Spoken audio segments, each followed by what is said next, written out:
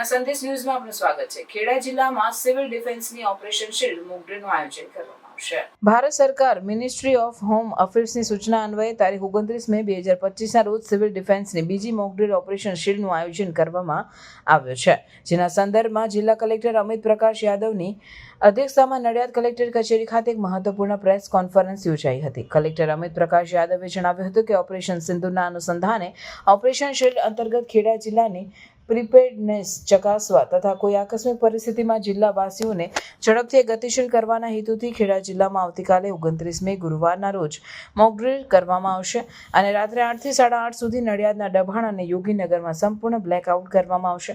ખેડા જિલ્લામાં civil defence volunteer vital installation પર air red, complete blackout, માસ ઇન્જરીઝના સંજોગોમાં આરોગ્ય તંત્રની સુવિધાઓ જેવી બાબતોને આવરી લઈને મોક ડ્રીલનું આયોજન કરવામાં આવશે। રિપોર્ટર પ્રતિક ભટ્ટ, નડિયાદ। બધા ખેડા જિલ્લાના પ્રજાજનોથી મારી એક વિનંતી છે કે આપ બધાને ખ્યાલ છે કે ઓપરેશન સિંદૂરની પ્રક્રિયા હજી ચાલુ છે અને ઓપરેશન સિંદૂરમાં આપણા એસ્ટેબ્લિશમેન્ટને ઓછામાં ઓછું નુકસાન થાય અને આપણે એનાથી રિકવરી કરી શકીએ એના માટે સિવિલ ડિફેન્સની પ્રક્રિયાઓ ચાલુ છે।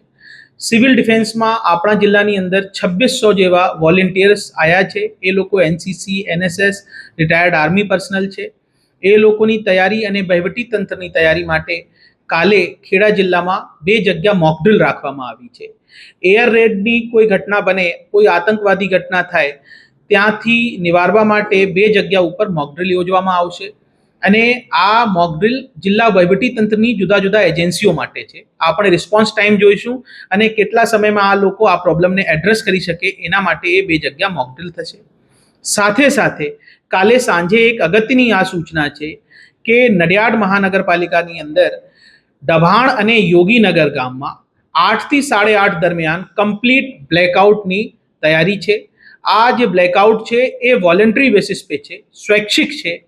તો બધા પ્રજાજનોથી મારી રિક્વેસ્ટ છે, જે આ વિસ્તારમાં રહેતા હોય, આ 8 થી 8:30 દરમિયાન જ્યારે સાયરન વાગવામાં આવશે ત્યારે એ લોકો આ કાર્યક્રમમાં સ્વૈચ્છિક રીતે સહયોગ કરશે।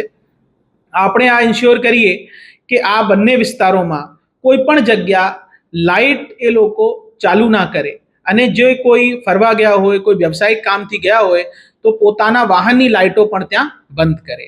અને આપણે કંઈ ગભરાવાનું નથી, આ ફક્ત તૈયારી માટે કાર્યક્રમ યોજાઈ રહ્યા છે અને વડીલો અને બચ્ચોને પહેલેથી એની તૈયારી કરાવી દે। કોઈથી બ્લેકઆઉટથી કોઈને મનમાં કોઈ ફોબિયા હોય તો મોબાઈલ ફોનની એ લાઇટોનો ઘરે ઉપયોગ કરી શકે છે।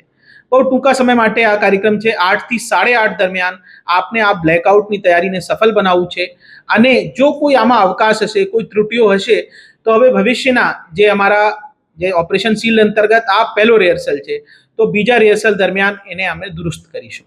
ધન્યવાદ। પ્રાર્થના સંદેશ ન્યૂઝની તમામ લેટેસ્ટ અપડેટ્સ માટે ચેનલને હમણાં જ લાઇક, શેર અને સબસ્ક્રાઇબ કરો।